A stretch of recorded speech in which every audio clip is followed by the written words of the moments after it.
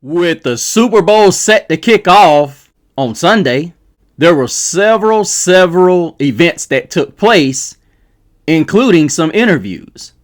One of which included a former Notre Dame star player whom had a few things to say that not only may have shocked some of you, but not so much individuals like myself. And it begs a question that was possibly brought up sometime last season.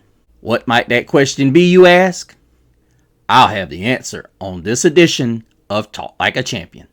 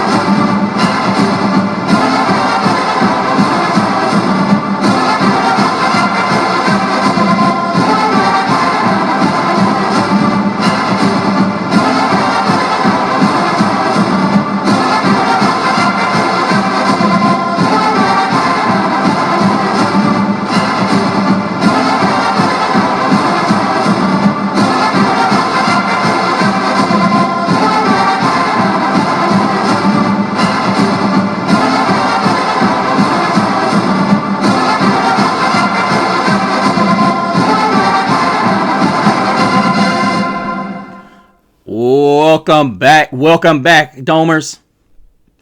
Thank you guys for joining us here on this edition, postseason edition of Talk Like a Champion.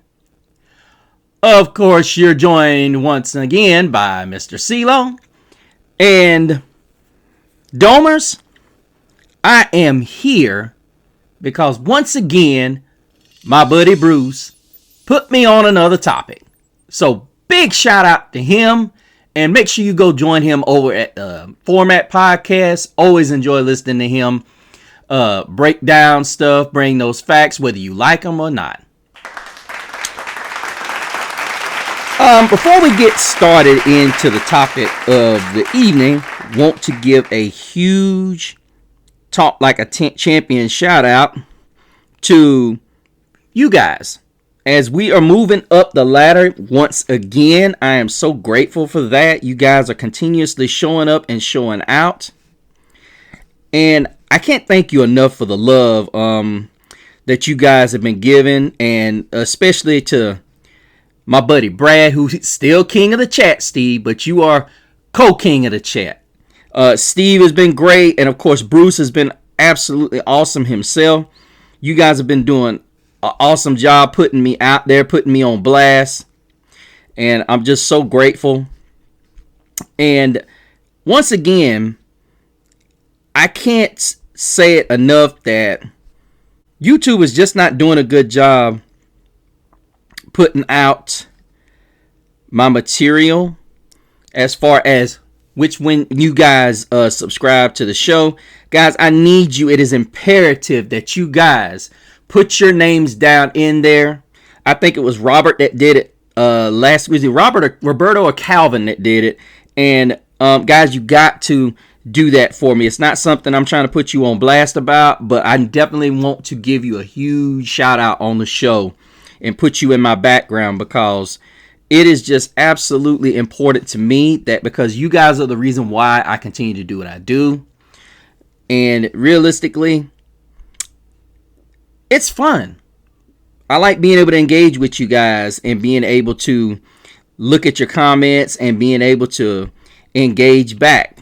Much like my buddy Brad, who's been here almost during its inception. He says, howdy. As always, holla at you, brother. I'm sorry I didn't take your call, man. Work has been crazy. Indy still rocks. I know. Happy birthday, sir. God bless you, sir. Yep, that's my pops. Hope y'all do better this year and stop all the drama. What? Bruh. You just got to say something where I got to comment. All I'm going to say is tell your players to stay out of trouble. And let's play some football. I agree. Splendor Steve, king of the chat, co-king of the chat, said again, Tay Johnson is going to be an All-American. If KVA were healthy from the start of the season, he would be too. Blessings and happy birthday to Pops. Thanks, Steve. I appreciate it, brother. No, absolutely. To me, he's going to be the reason Joey O'Brien is not going to get on the field. And guys, from what I'm hearing, Joey O'Brien is that dude.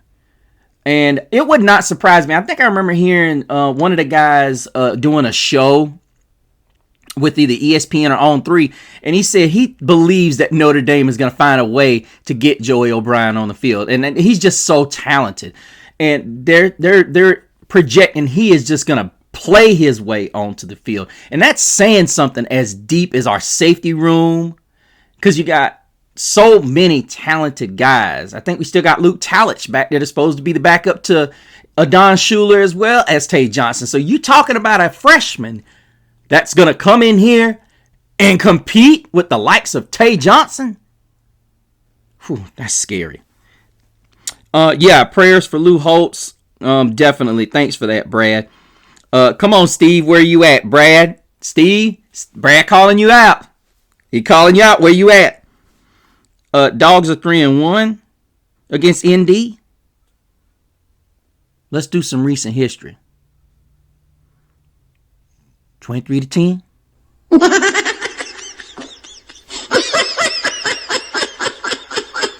Do I need to show you what we did to them dogs?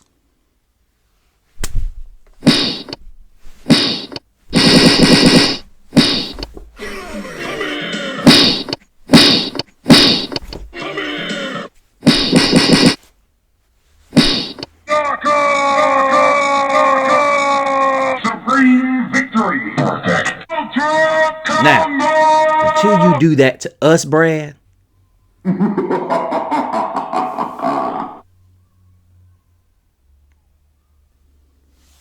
I still love you, bro.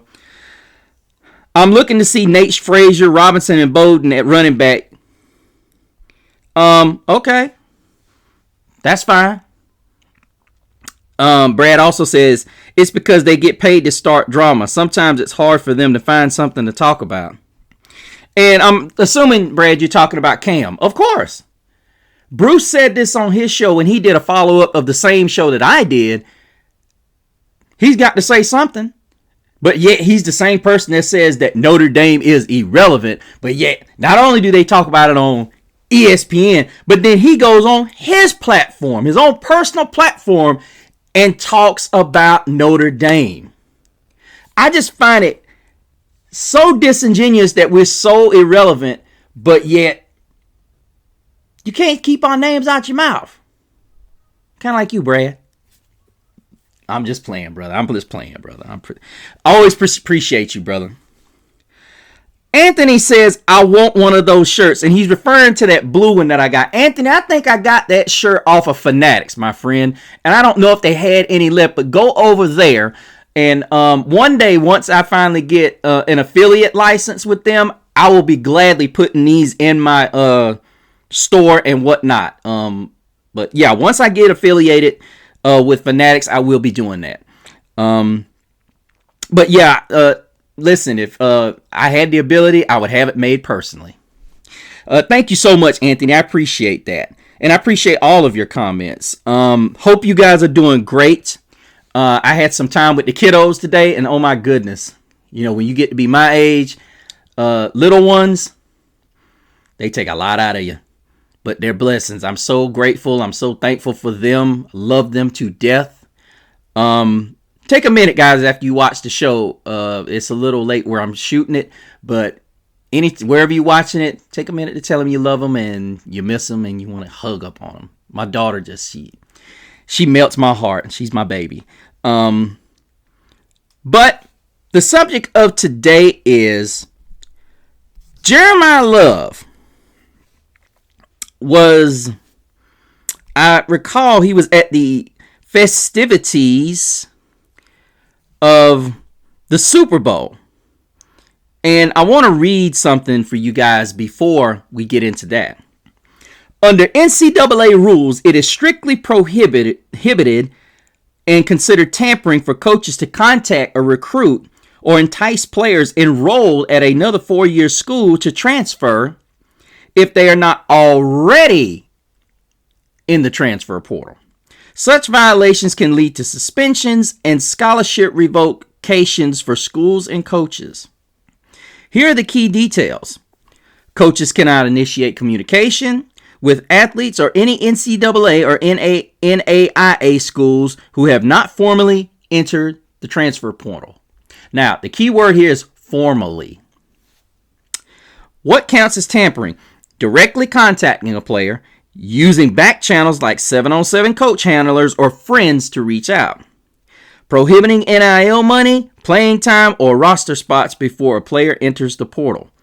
Once in the portal, coaches are generally free to contact players unless the athletes have turned on the do not contact tag.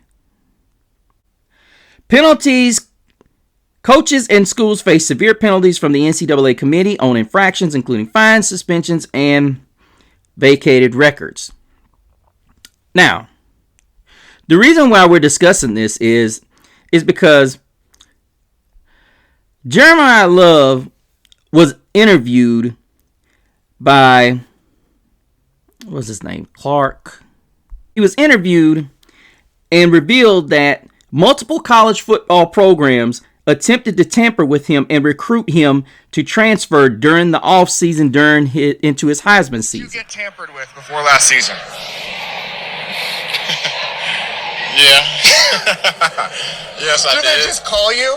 I mean, Because Ashton Genty was here last year, and I said, hey, how do they do it, right? Because he was Boise State, so everybody's calling him. Yeah. And he's like, oh, they just call you now. Do they just call you, Jeremiah? hey, keep it very simple.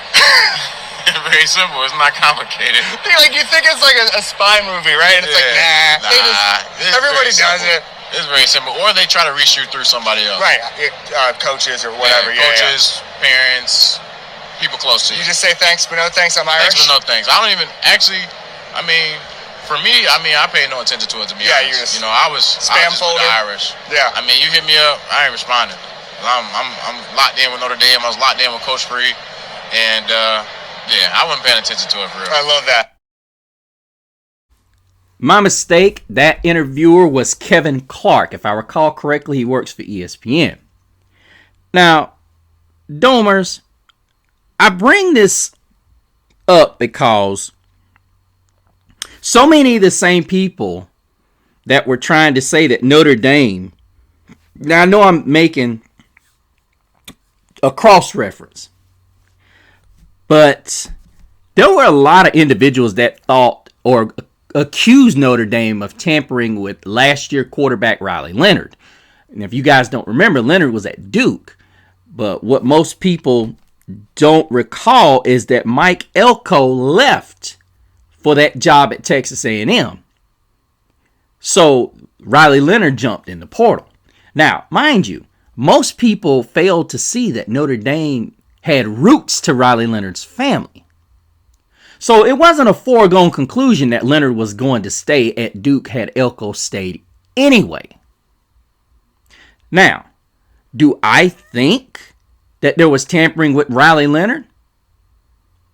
It's hard to prove because he already had roots at Notre Dame. His family had ties to the university. Not like this whole Jeremiah Love situation. Now, of course, Jeremiah Love, being the gentleman that he is, he kept it kind of quiet. He brushed it off. And I said that to say this. You can't really measure this situation with Riley Leonard's because Riley Leonard had ties in South Bend. Well, to the university, so to speak. And the Mike Elko situation made that a situation he didn't want to be there. Did not want to have to deal with the process of a new coach. So it could have been possible that the parents reached out to him. I don't know the situation. But for people to just say that we're being hypocritical, because I'm pretty sure Bruce is going to be doing a show on this, to say that Notre Dame is being, well, Notre Dame's not saying a thing about it, but people like us that are bringing the facts out, saying that we're no better because we did the same thing with Riley Leonard. No, that's not true. His family had ties to the university. Mike Elko had taken another job, and it was conceivable that Riley Leonard, with 1 year of eligibility and a new coach coming in, more than likely could have been foreseen as not being the starter. Of course, he was coming off that ankle injury as well.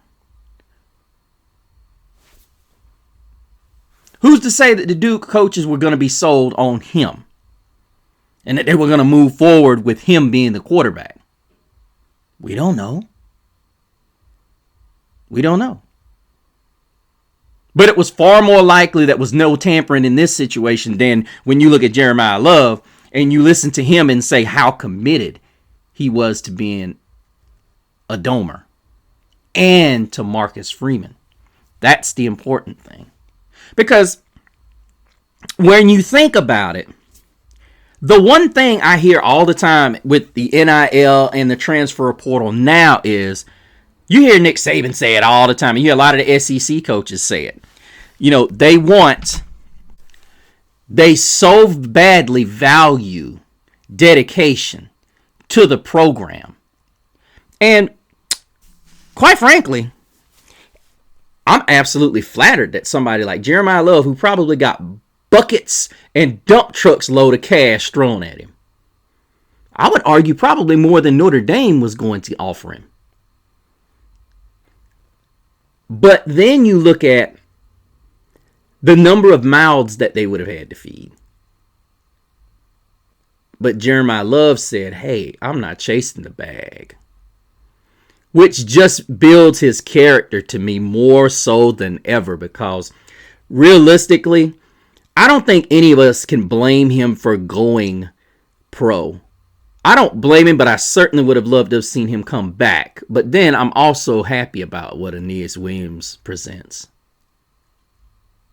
But that's not the point. The point here is that if this did occur, like you could possibly investigate LSU with that whole Lane Kiffin thing going on, some other schools. But the difficulty in it is, if these players lose the coaches that recruited them, you really have a difficult time trying to make that stick. And it goes back to that whole mercenary culture. Because I keep hearing people always talking about players being loyal to the university.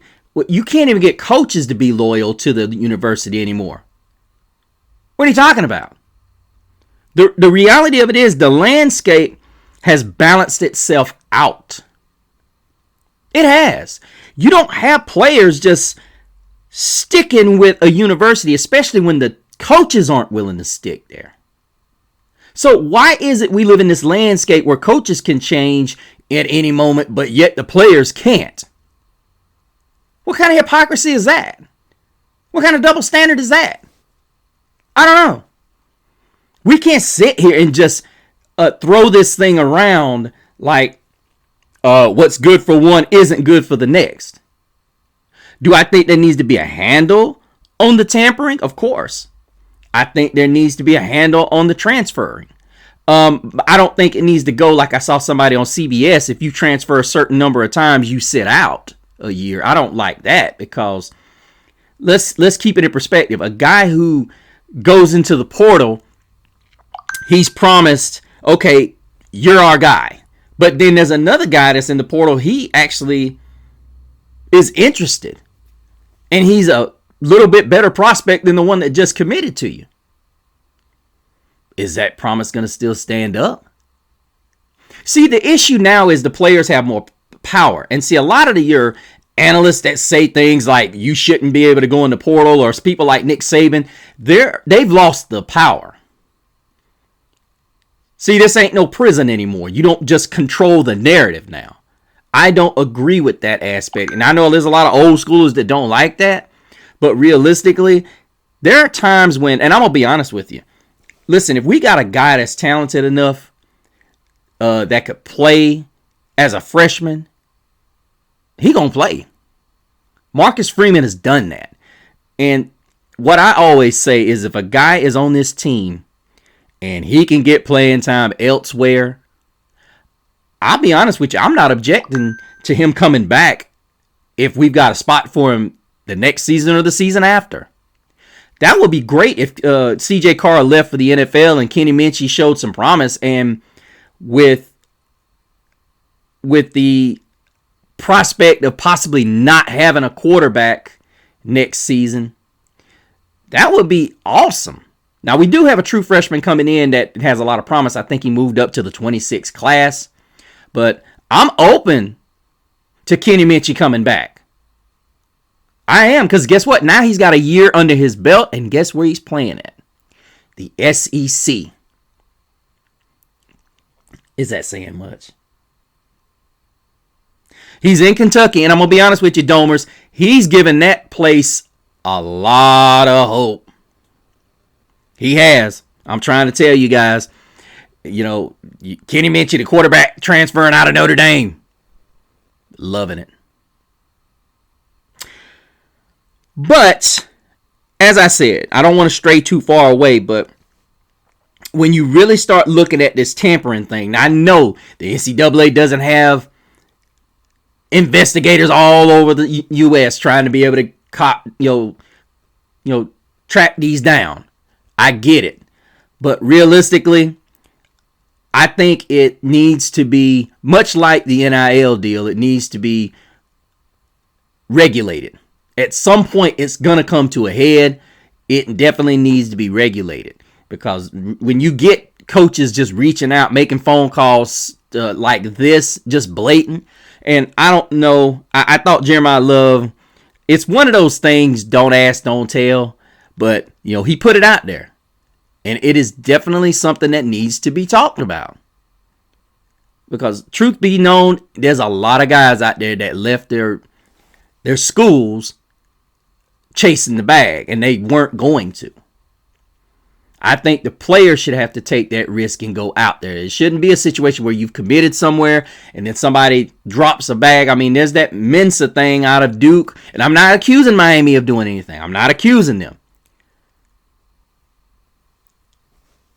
I'm just saying, and I'm not dropping, it's not me being a hater against Miami. I'm just simply saying that looks kind of, And realistically, guys, it's got to be a situation that's got to be looked into. And it's a good thing. I think he said something about Ashton Genty mentioned it last season. And I think it's funny it wasn't brought to our attention then. I think in the day of the NIL and whatnot, this mercenary for hire type thing, look, if you're okay with that as a player, that's cool. But realistically, these coaches and these methods that they're using to put these these little charms in their ear, I'm not with that. Because as a man of integrity myself, I'm not big on that. Now, you've heard me joke about it on this show, but look, no, don't go that far. Because realistically, if a guy is really wanting to go out there, look, guys know their value. They understand their value. And the universities understand it too.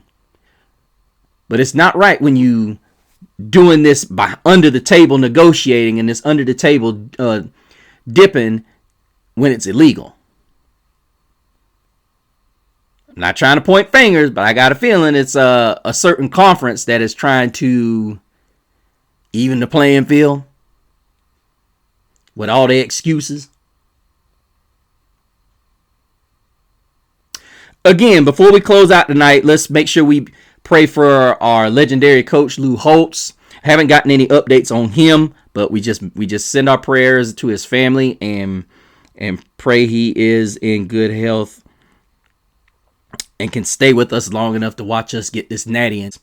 Guys, make sure you leave your comments down below about the interview that Clark had with Jeremiah Love. Do you guys think that there was tampering with Riley Leonard? And who do you think was the culprits of the tampering with Jeremiah Love? Make sure that if you are a first-time viewer, you put your comments down there as well as your name. Let me know you are a first-time subscriber, as well as making sure that you hit that like button as well as that subscribe and that bell notification so you can get all my reels and my shows as I drop. Make sure you go over to the Instagram page. I put up something last week, you guys. That's right. Talk Like a Champion Facebook page, Talk Like a Champion group. I'm going to start putting some topics in there for you guys to comment on. I'm going to try to stay active. It's going to be a very busy time for me. I've got several platforms that I'm working on. Guys know I'm going to be trying to cover the Super Bowl tomorrow night. Hopefully have some opportunities to do a live maybe, as well as make sure you go over to my Instagram at Mr. CeeLo so you can contact me and go one-on-one with me about all the things and shenanigans I will be caught up in during this cold behind off season. But until we meet again, may the road rise up to meet you. May the wind be always at your back. May the sun rise warm upon your face. May the rains fall soft upon your fields. And until we meet again, may God hold you in the palm of his hand.